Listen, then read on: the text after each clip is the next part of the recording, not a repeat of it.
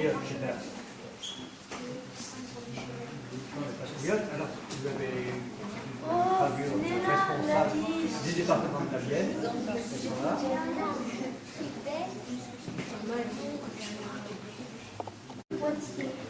C'est dans les premières voitures.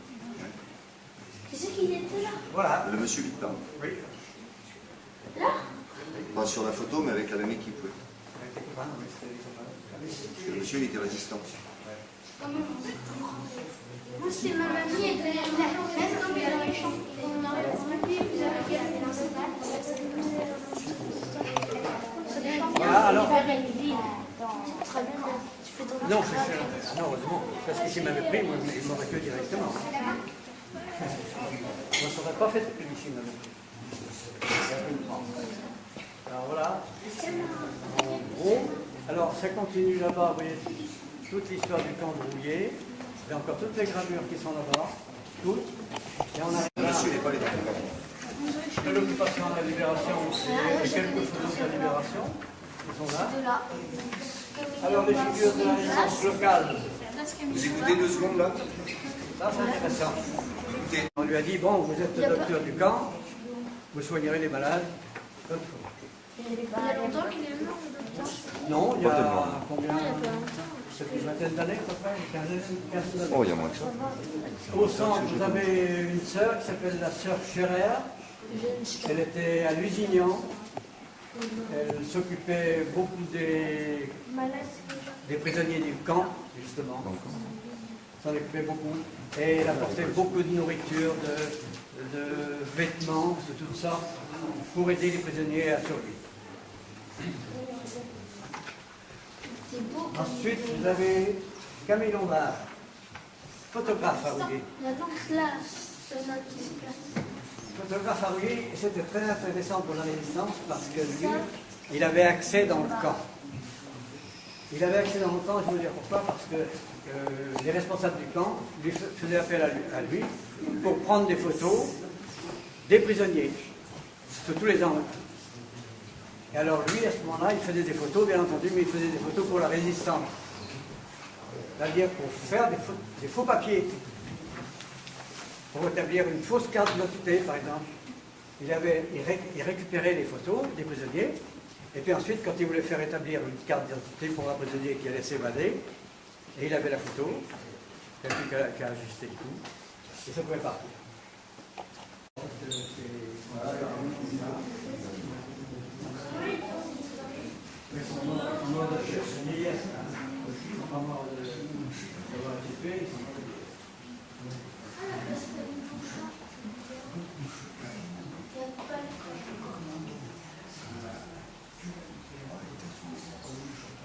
en gros, c'est ça l'histoire du camp de Rouillé.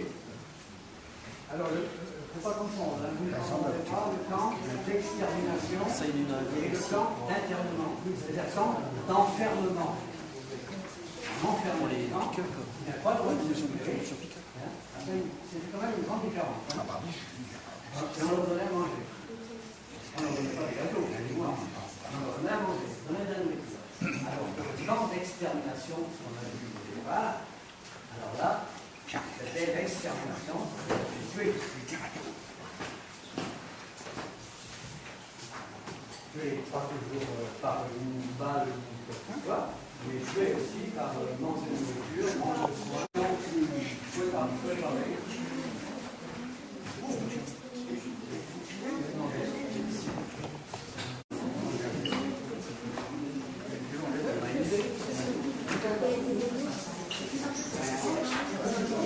Ouais, mais oui, donc c'est que ce matin, on avait vu comme ça, alors là, ça commence à... Ça sature, c'est quand même pas du moins. Mais en plus...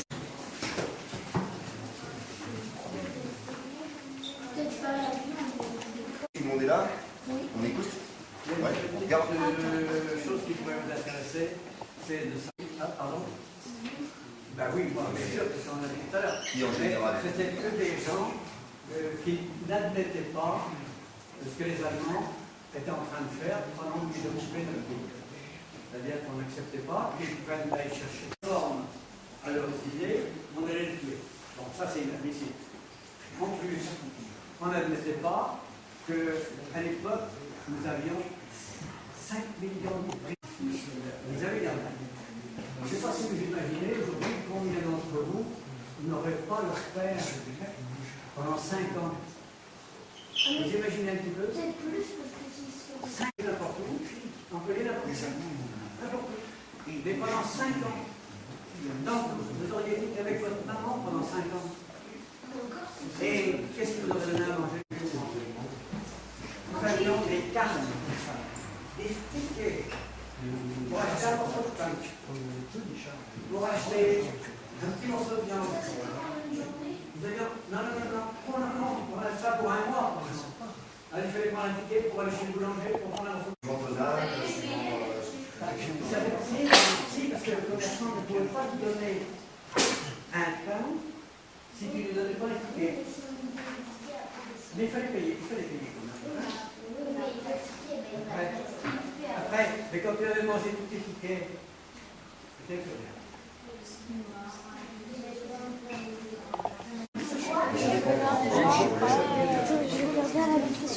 Quand tu étais plus âgé, par contre, Ça, c'est dingue pour les 40 ans. Non, mais tout le monde en avait plus. on considère qu'il y a moins de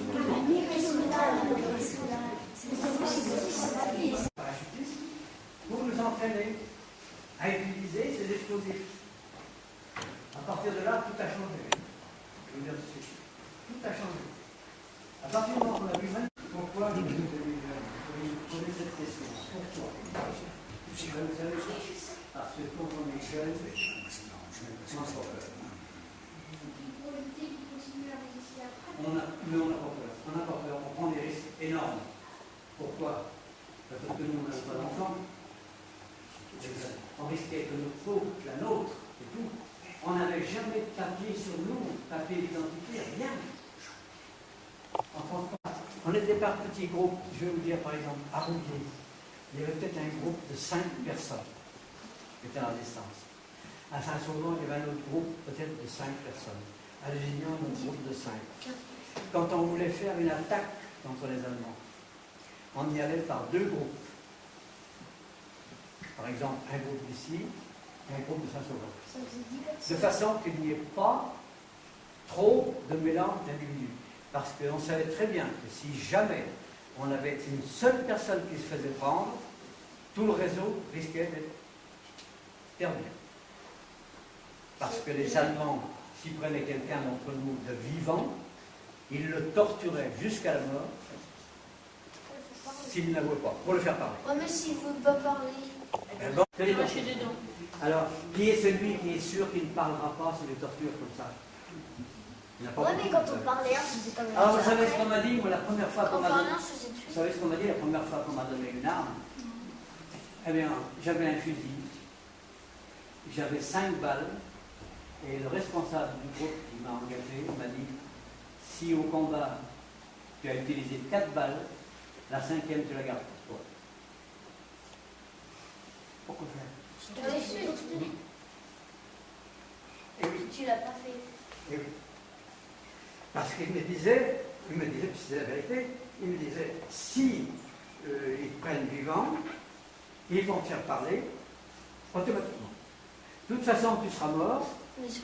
Non, il m'a dit, de toute façon, tu seras mort, parce que pour que tu ne fasses pas prendre tout le groupe, nous, on te tuera. On sera obligé. Mort pour son pays. C'était ça. C'était ça l'engagement. Alors tu vois, c'était pas de la rigolade. Hein. C'était pas de la rigolade. Plusieurs certainement, mais je ne sais pas, mais sûrement un au moins, ou 2, je suis sûr que. Seulement eux, ils ont fait des copains aussi. Hein. Pas mal. Voilà. Mais en définitive, je vais te dire une chose qui est très très simple, la guerre c'est aussi un peu affreux. Ça ne devrait pas exister. Mais l'homme étant plus bestial, plus animal que n'importe quel animal, plus méchant que n'importe quel animal, mais il est capable de tout faire. Voilà. Mais si la dernière balle, elle n'était pas pour vous, alors vous avez pas été pris. Enfin, Moi, j'ai pas dit. J'ai pas dit. Ah, mais alors, si on a utilisé 4 balles, Un criminel, parce qu'il dénonçait quelqu'un qui savait qu'il allait que c'était lui. Et il y en a eu.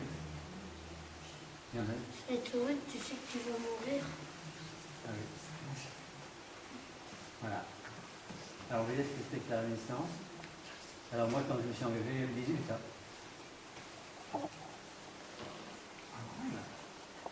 Ici. De Saint-Sauvant, vous êtes à Saint-Sauvant, on est allé faire une action à la crèche. La crèche, c'est pas loin, c'est de l'autre côté de Saint-Mexan. Entre Saint-Mexan et Niort. On est parti là-bas avec un petit camion et une voiture. On était 9 Ah oui, en voiture. à attaquer un dépôt. On a attaqué le dépôt, c'est pour revenir à une histoire de lampe.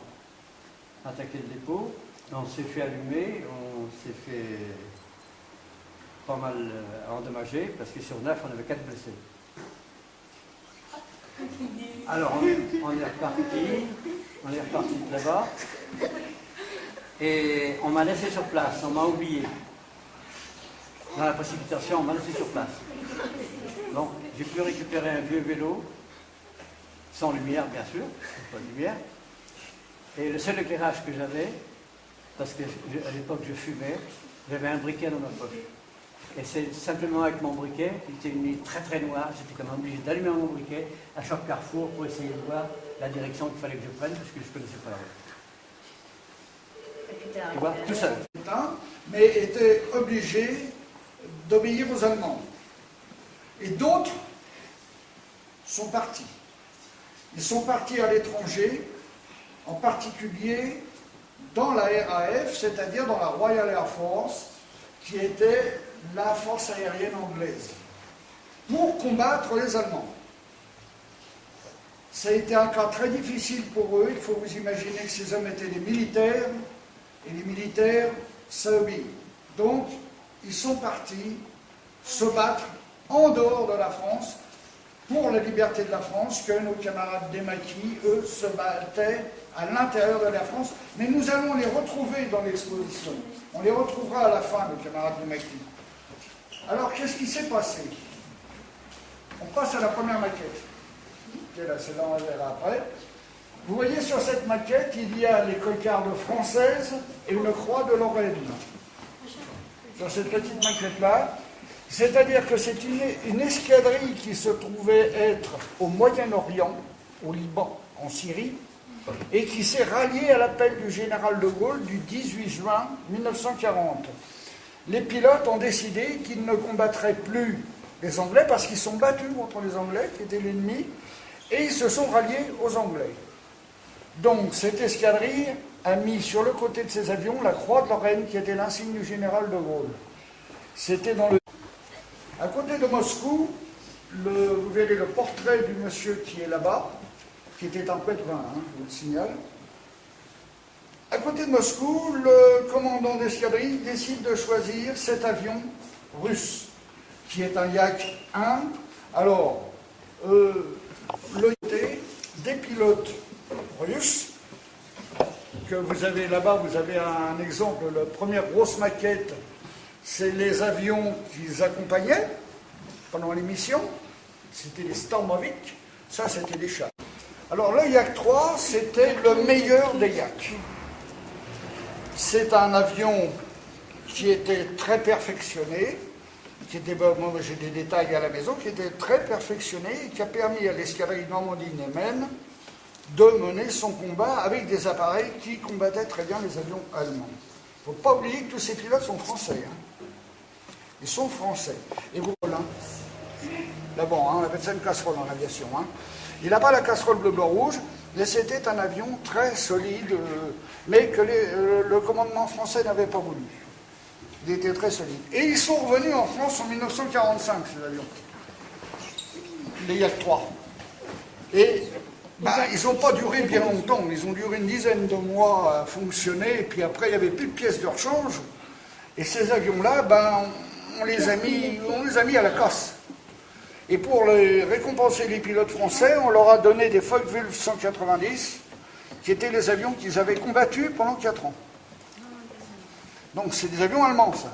Mais qu'on a redonné aux pilotes français, vous voyez. C'est plus récent, c'est des plus vieux, plus récents. C'était un avion très puissant, un dévastateur.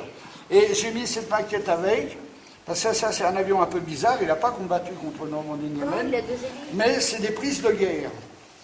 Il y a eu des prises de guerre, et là on a ramené ces prototypes-là en France. Vous le voyez, il est bleu, blanc, rouge aussi. Vous voyez, ils sont passés par toutes les sauces. Hein.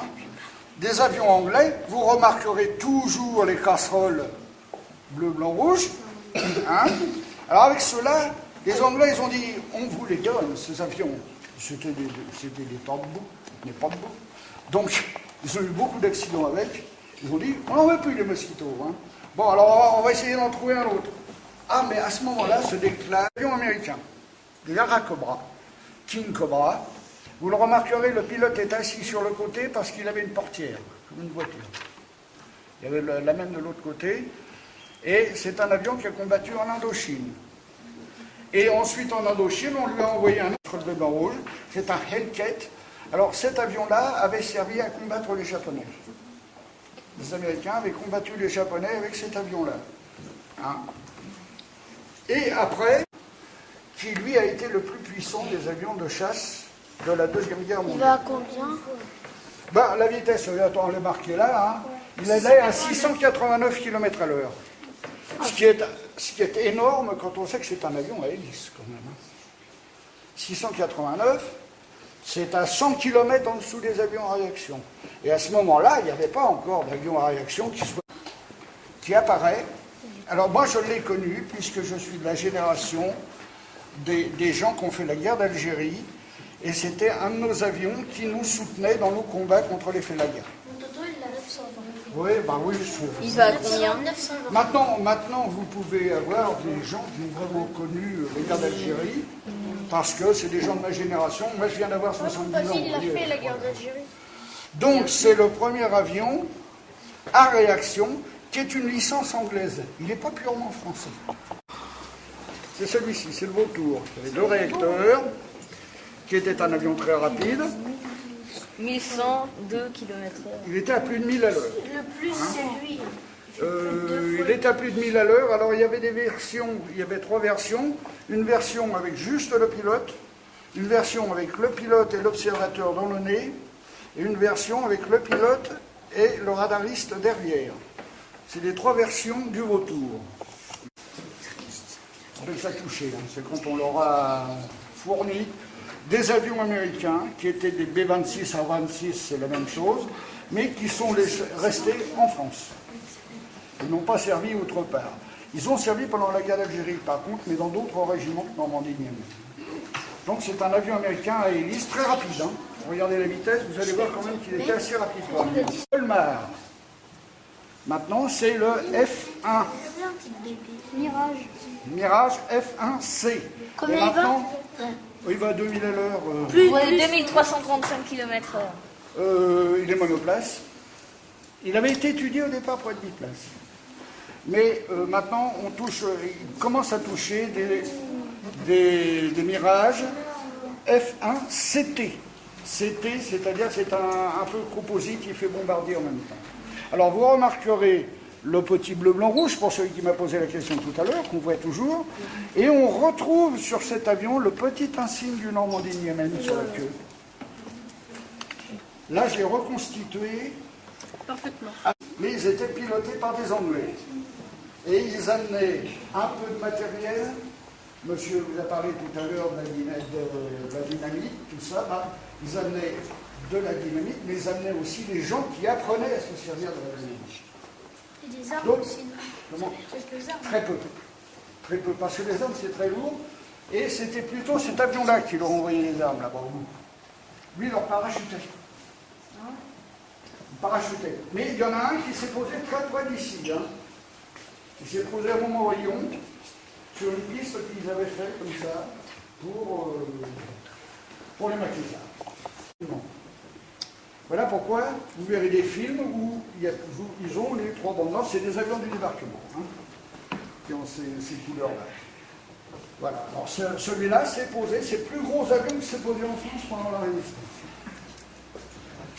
Et là, vous avez l'avion de Marigny-Chemereau. Alors, vous savez où c'est, Marigny-Chemereau? C'est pas loin d'ici, c'est entre ici et Vivonne. Juste à côté de Célévico. C'est juste à côté de Celles-les-Véco. Cet avion était un avion qui était avec un équipage français. D'ailleurs, on le voit, il a les cocardes bleu, blanc, rouge et la croix de Lorraine rouge du général de Gaulle. Cet avion était basé dans le sud de la France. Moi, j'ai marqué Châteauroux, c'est une erreur, il paraît qu'il était basé plus bas. Il était venu en opération pour bombarder et mitrailler des convois allemands, parce qu'à ce moment-là, on combattait encore sur la poche de Royan, La Rochelle. Toute cette partie de la France n'était pas encore libérée.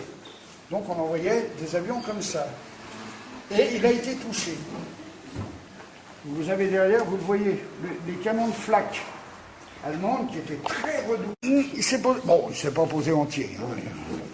Il a oublié de sortir son train d'atterrissage. C'est détérioré. Oui, c'était un pas de ferraille, j'ai vu les photos. Et le pilote, lui, il n'a rien vu. Il a sauté. Mais les Allemands l'avaient vu arriver. Donc, nos amis du Maïchi qui étaient dans le coin, le temps qu'ils réagissent, eux qui se rassemblent, la population de Marigny-Chemereau a dit, nous, on va aller aider le pilote. Alors, ils ont attrapé le pilote et c'était les moissons. Alors, ils ont attrapé le pilote, ils l'ont emmené, ils l'ont enlevé sa combinaison, son uniforme, ses grades, tout, le parachute, tout, il a dû se retrouver en slip, le grand, quoi. Et hop, ils l'ont caché dans... Et on dit, vous cachez un aviateur, 2 aviateurs, vous savez qu'ils étaient dedans. Vous allez nous dire, vous l'avez mis, puis ils ont martyrisé les gens, qui n'ont pas avoué. Alors tout à l'heure, notre ami vous a raconté qu'il y a eu malheureusement des gens qui dénonçaient, et bien là, personne n'a parlé. Et ils ont été menacés très violemment, mais personne à Marigny-Chemereau n'a voulu parler. Et cet aviateur a été sauvé. L'autre a été enterré dans le milieu de la France. Par nos chefs, mon chef de groupe. Alors c'est là qu'on rejoint donc nos amis du Maquis, par cet avion-là. Alors là, vous avez une maquette qui est très très fortement... Alors vous avez le petit monument, si un jour vous allez vous balader autour de Marigny-Chemereau, vous allez le voir ce monument. C'est sur la route de Marseille. Là, c'était le commandant Tulane est parti un jour combattre les Allemands et n'est jamais rentré. Il a disparu. Et une paysanne russe a retrouvé son corps 5 ans après la guerre. Il était mort, il avait été enterré en vitesse comme ça. Et c'est une paysanne russe qui a retrouvé son corps et qui a vu son blouson, parce qu'ils gardaient leur blouson. Elle a dit, c'est un pilote français, elle a prévenu les autorités et il est maintenant enterré à Moscou. Voilà, en gros, vous voyez, là, vous avez vu les Français qui combattaient en dehors de la France, qui travaillaient bien sûr avec nos amis de la résistance. Voilà, si vous avez des questions, pas facile. C'est un peu technique, mais ça vous montre que notre pays a aussi résisté pendant la guerre. Les hommes qui n'étaient pas dans notre pays luttaient à leur manière en dehors avec d'autres pays. Voilà, alors eux c'était là aussi. Nous avions des aviateurs allemands, et il y a un monsieur qui est là, qui m'a montré des documents tout à l'heure, des aviateurs français qui combattaient sur tous les théâtres opérationnels, sauf contre les Japonais. Les Japonais, c'était la priorité aux Américains et aux Anglais. Avec les Australiens, enfin tout ça. Mais les pilotes français ont combattu quand même dans cette région-là, mais pendant la guerre d'Indochine, les appareils qu'on a vus là. Voilà. Pour moi, c'est fini. Si vous avez des questions, puis j'aime bien l'aviation. J'aime toujours l'aviation, mais je ne vole plus. Je vole plus. Mais j'étais pilote de vol à vol, dans ma spécialité. Mais j'ai piloté un peu des avions à moteur aussi, pendant la guerre d'Algérie. Voilà. Le vol à voile, c'est ce que c'est? Quoi? Le vol à voile. C'est quoi? Posez pas la question. C'est quoi le vol à voile? J'ai déjà vu les avions avec une voile. Ça s'appelle quoi le vol à voile? C'est oiseau. Si pas loin. monsieur était pilote de vol à voile, Quoi? ça peut être quoi? Non, c'est pas un avion. Un deltaplane, tu veux dire? Un parachute. Une montgolfière. Une montgolfière. Qu'est-ce qu'il peut voler? Qu'est-ce qu'il peut voler? Un avion. Oui, mais en De dehors toute de façon, un ça, oiseau. on pilote pas un oiseau. Une planche à voile. Un cerf-volant. Voilà, si tu voles avec une planche à voile, méfie-toi quand tu vas S'il y a te beaucoup de Attention à courant. l'atterrissage. Non, ça vous... Non. Planeur. Mais c'est ce qu'elle avait dit, nous. C'est bien, planeur? Mais bien l'avion. Planeur, là, qui plane tout seul. Et c'est une forme d'avion montée une centaine d'heures. Par maquette. Par maquette. Alors, ce qui fait précisément Celui-là, celle-là, il va un peu faire plus de 4 jours. 200, 300 heures. 48 heures plus 24. 72 heures. Voilà, alors vous voyez un autre Ça type fait un peu plus de 4 de choses qui s'est passé pendant la dernière guerre mondiale.